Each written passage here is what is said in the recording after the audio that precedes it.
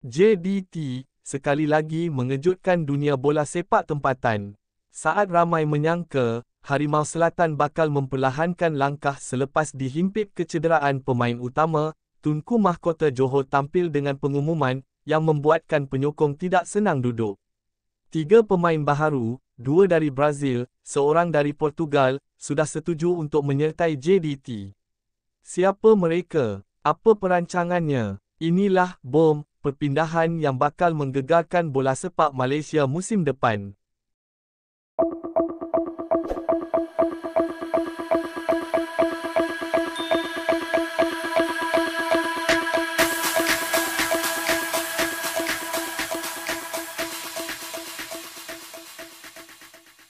Kelab Bola Sepak Johor Darul Ta'zim, JDT, sekali lagi membuktikan mereka tidak pernah berhenti memperkuat pasukan.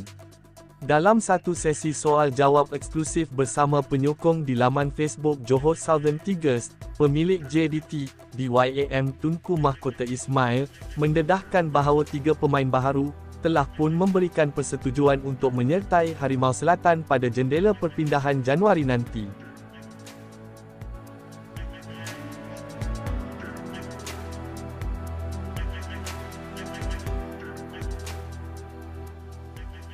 Tunku Ismail secara terbuka mendedahkan bahawa kesemua mereka bukan sekadar target, tetapi sudah bersetuju untuk menyertai JDT. Buat masa ini, kita memang sudah ada 3 pemain sedia datang, saya tak nak gantikan dengan sesiapa, saya nak tambah, saya akan keluarkan 1 atau 2 pemain selepas itu, kata Tunku Mahkota Johor. Walaupun identiti mereka dirahsiakan buat masa ini, TMJ mengesahkan susunan negara, 2 pemain dari Brazil dan 1 pemain dari Portugal. Pengumuman ini hadir pada waktu yang sangat kritikal buat JDT.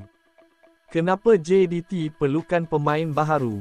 Musim ini, JDT kehilangan beberapa tonggak utama akibat kecederaan, termasuk Arif Aiman, pemain sayap utama, Aga X, penggerak serangan, dan beberapa pemain tengah berprofil menyerang. Dengan ketiadaan nama besar ini, JDT terpaksa mengharapkan pemain tengah yang lebih bertahan seperti Nejzo Insa, Afiq Fazail dan Necho Mendes. Kreativiti di bahagian serangan menjadi terbatas, dan ini antara sebab TMJ mahu menambah kuasa tembakan di posisi penting. Tindakan TMJ merekrut pemain terlebih dahulu, walaupun jendela perpindahan belum dibuka, membuktikan JDT tidak menunggu masalah terjadi, JDT merancang jangka panjang, dan JDT mahu dominasi domestik dan Asia. Dan seperti biasa, setiap kali JDT membuat pembaharuan, ia bukan sekadar tambah pemain, ia biasanya pemain berasaskan kualiti antarabangsa. Siapa 3 pemain misteri ini? TMJ tidak mendedahkan nama mereka, tetapi penyokong mula membuat spekulasi, adakah dari Liga Brazil Serie A, atau dari Primeira Liga Portugal, pemain menyerang, atau pemain tengah kreatif. Apapun jawapannya, penyokong kini tertanya-tanya, benarkah JDT akan tampil dengan wajah baharu yang lebih berbahaya musim depan?